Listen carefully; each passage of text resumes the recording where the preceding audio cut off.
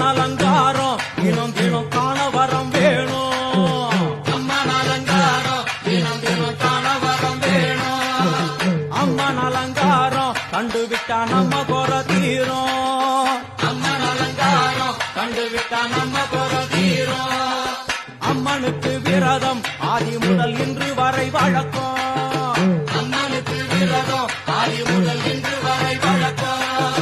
சமயபுரத்தில் நம்மை வாழ வைக்க